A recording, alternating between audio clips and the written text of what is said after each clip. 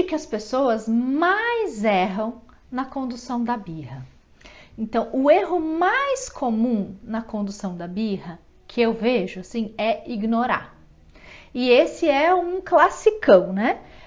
O mais comum, quando tem uma criança fazendo birra num espaço público, por exemplo, é que se olhe atravessadinho, né? Para quem tá cuidando dessa criança, e a expectativa é sempre que essa pessoa ignore, né? Porque a lenda urbana é que se ignorar, vai passar.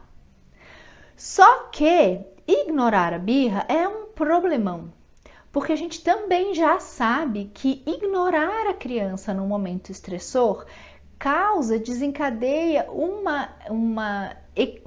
opa, fugiu a palavra. Enfim, a criança libera com mais intensidade esses hormônios estressores. Então, se a gente ignora a birra, essa resposta neural lá, a resposta lá no cérebro dessa criança é entender a situação como mais ameaçadora.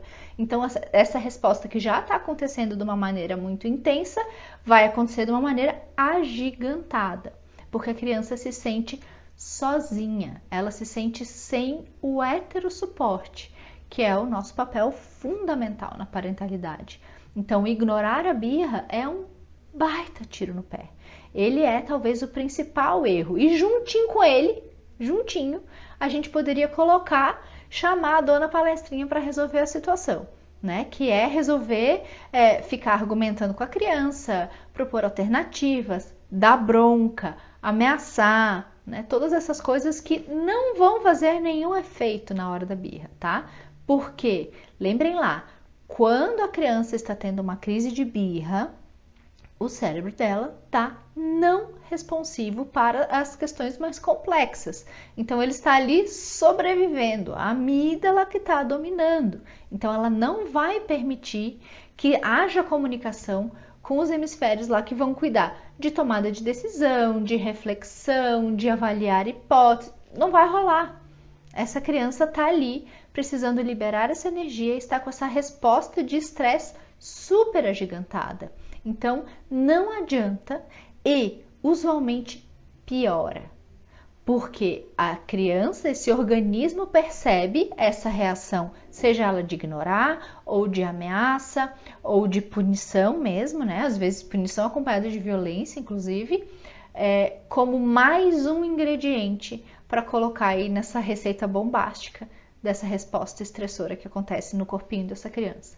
Então, é uma criança que vai estar afogada em cortisol e adrenalina, e cada vez mais. E lembrem, lá no começo, quanto mais birra, mais birra. Quanto mais eu exponho essa criança a essa resposta estressora, mais sensível ela fica a esses hormônios. Então, quanto mais ela vivencia essa situação, as chances que ela tem de vivenciar com mais frequência vão aumentar. Então, minha linda, não ignora a birra, não chama a dona palestrinha. O que o teu filho precisa na hora da birra é de acolhimento. Então, a gente tem 3 coisas fundamentais para fazer na hora da birra. Só 3, nada mais, tá? Cabe numa mão. Na hora da birra, a gente oferece o acolhimento, sabendo que se a coisa já deu start mesmo, se a birra já começou de fato, é muito difícil que a criança consiga aceitar, porque lembra, ela não está responsiva, mas a gente oferece mesmo assim. Vem que eu quero te dar um colinho, vem que eu tô vendo que tu tá bem nervoso, eu quero te ajudar a se acalmar. Mesmo eu sabendo que na maioria das vezes ele não vai conseguir aceitar. Segunda coisa, passo 2, cuidar da segurança. Essa resposta motora da criança de se agitar, de espernear, de dar tapa, de dar soco, é uma necessidade desse organismo de fazer esse corpo liberar essa energia. Gerenciar tensões, lembra, a birra acontece porque a criança chega um momento que ela não consegue mais gerenciar a tensão. Gerenciar a tensão provoca esse acúmulo dessa tensão que vem para esse corpinho, que vira no físico, né? Tá ali também nesse corpinho. Então, se mexer, espernear, tem uma função essencial de ajudar esse corpinho a se buscar o seu centro de novo, se liberar dessas tensões através do movimento e se reorganizar, voltar a se centrar. Então a gente oferece o acolhimento, mesmo sabendo que provavelmente ele não vai aceitar. Aí a gente cuida da segurança, porque se essa criança está num lugar que tem vidro, que tem quina, que tem escada, que tem móveis que pode cair sobre ela, ela pode se machucar. Então a gente tem que cuidar da segurança, porque no momento da birra a criança não está responsiva e isso inclui o controle motor. Então ela também não está fazendo movimentos calculados, pensados, planejados, ela está simplesmente se movimentando, tá?